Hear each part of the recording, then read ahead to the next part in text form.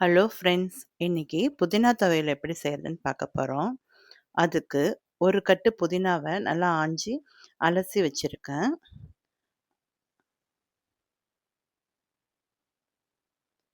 அதுக்கு 4 பச்சை மிளகாய், ஒரு துண்டு இஞ்சி,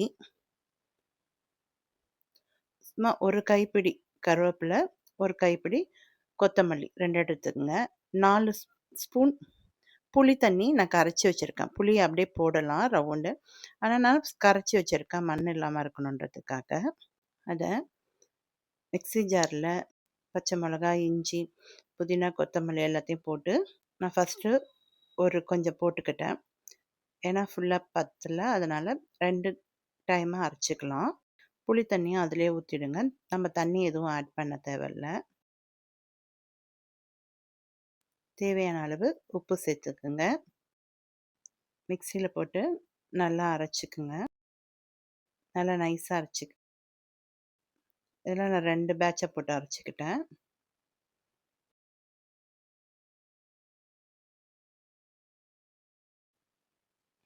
ஒரு வாணலை வச்சு அதில் தாளிப்புக்கு எண்ணெய் தேவையான அளவுக்கு எண்ணெய் ஊற்றிக்குங்க.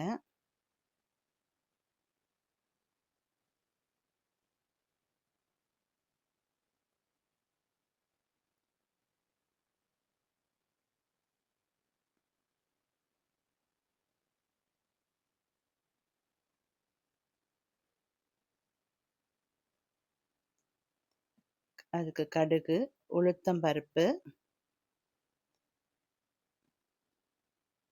பெருங்காயத்தூள் கொஞ்சம்,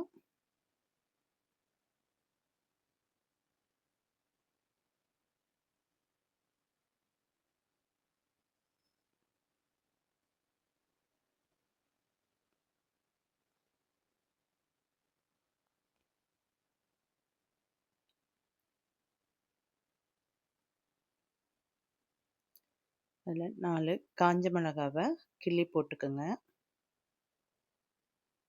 நல்லா பொரிஞ்சு வந்தோடனே நம்ம அரைச்ச புதினா பேஸ்ட்டை அதில் சேர்த்துக்கலாம்.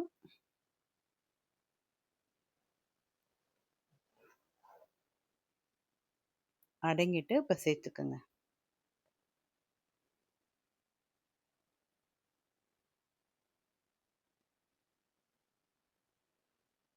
ஜாரில் கொஞ்சமாக தண்ணி ஊற்றி அலசி அதில் ஊற்றிடலாம்.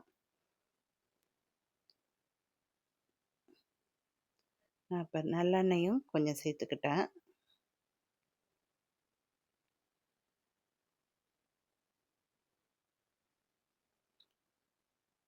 அது கொதிக்கும் போது மேலெல்லாம் படும், அதனால் ஒரு தட்டு போட்டு மூடிடுங்க. நல்லா சுண்டி வரட்டும்.